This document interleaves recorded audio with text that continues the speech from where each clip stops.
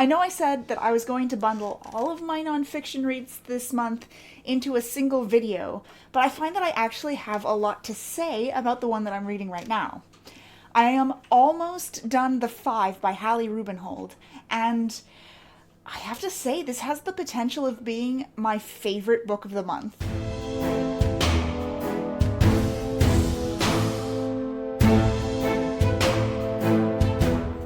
So I'm now embarking on my fourth nonfiction read of the year.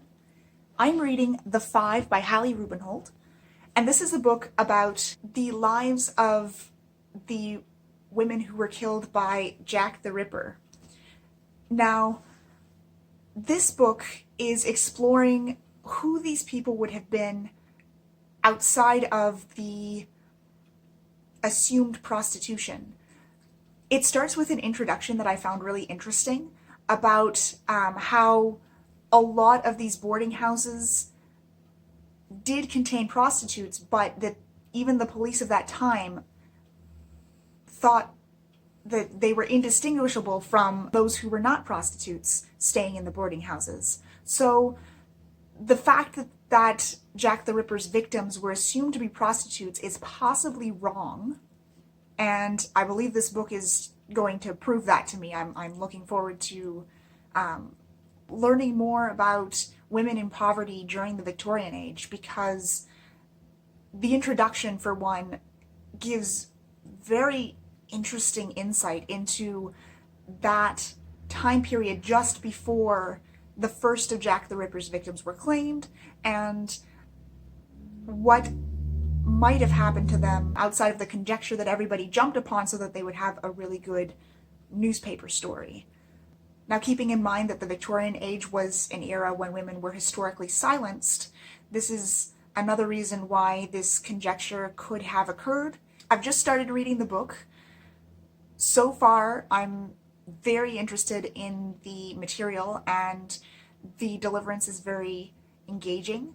So I feel like this is going to be a book that I'm going to breeze through fairly quickly this month. I have to say, so far I'm really liking my read nonfiction every day goal.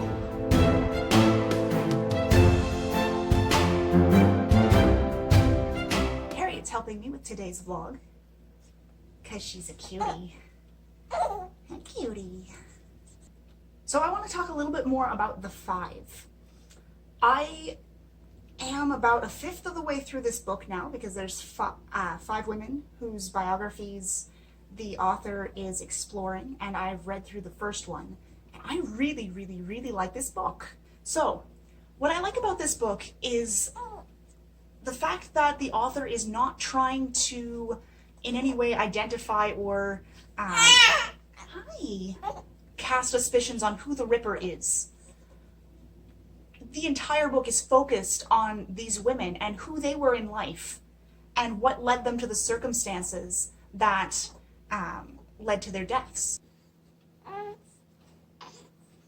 So the first little biography showcases who Polly was as a person, and her entire life from her marriage to who she was after leaving her marriage, and the circumstances in Victorian London that had led her to going into a workhouse, and what being poor was really like at that time period. One thing I will say is that that's not true. I often read nonfiction books and I get inspired to write stories that take place or that use information. Hi.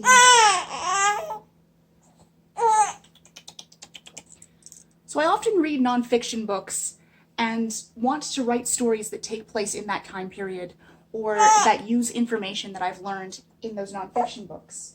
But this is the first nonfiction book that I have read that makes me want to go out and research the lives of real women.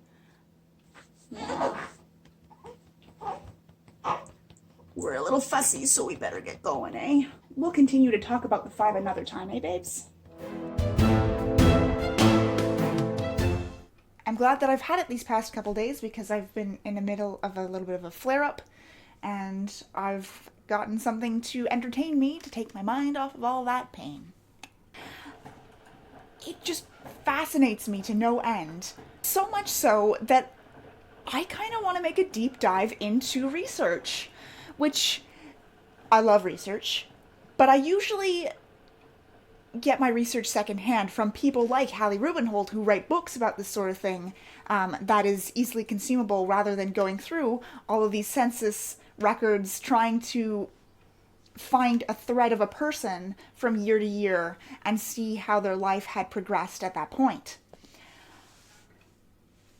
But Hallie Rubenhold manages to make this so fascinating that I'm kind of driven to go down to my local library and see what sort of records my library keeps about the area and about the women who lived in the area in the 1800s, because it's really interesting to me. As I said like 16 times now. I will let you know in a further writing vlog if I actually end up doing this. But right now, that's the urge that I get upon reading this book. It just invokes such a sense of wonder.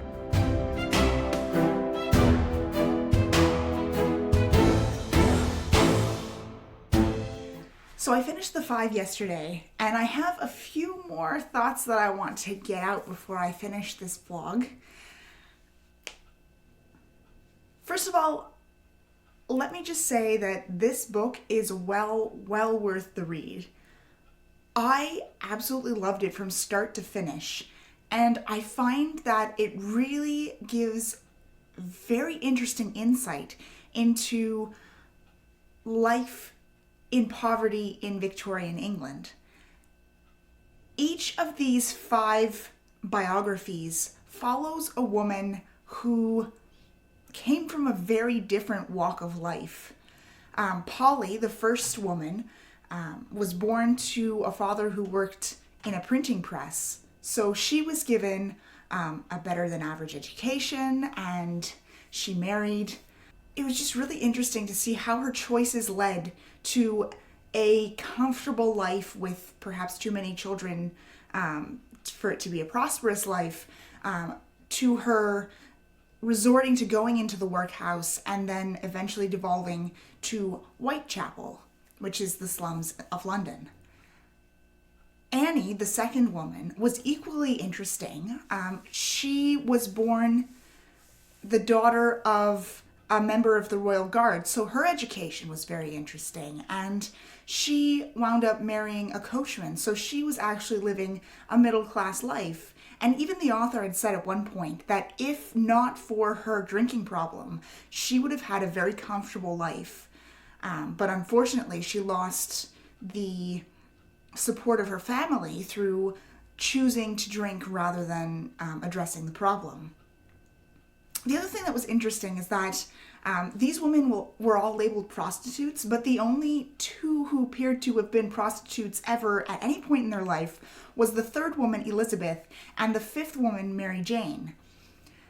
The 3rd woman, Elizabeth, was actually a prostitute in Sweden before she came to London, and she might have taken up soliciting when she got down on her luck, but there was absolutely no evidence that she had resorted to that on the night of her death.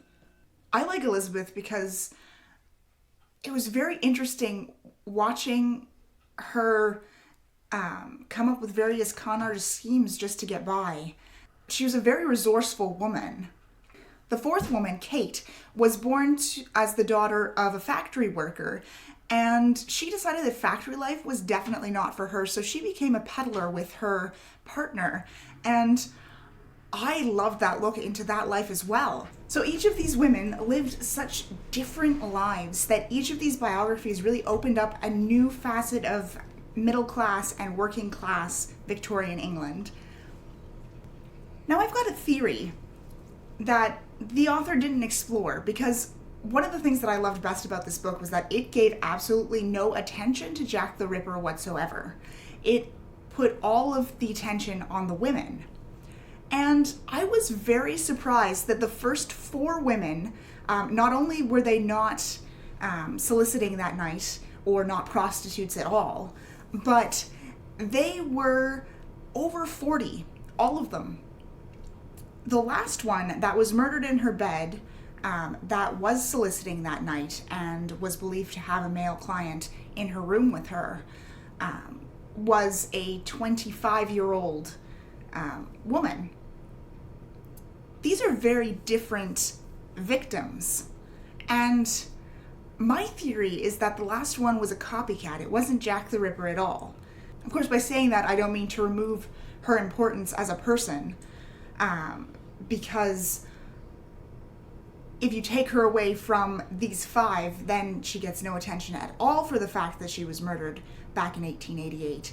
But there is a pattern of the previous 4 victims who were probably murdered in their sleep, where they had found space to lie down on the streets because they were all homeless and didn't have the money for a lodging room that night. Versus the last woman, who was much younger, who was still soliciting, who was murdered in her room as opposed to out on the streets. It just makes you wonder. I don't really care about who Jack the Ripper was, and I absolutely love the way that this book refocused the attention on the women's lives, because they, I find, are much more fascinating subjects on the whole. So in summation, yes, I would definitely recommend this book. For now, I'm going to sum up this reading vlog. Until next time, happy reading.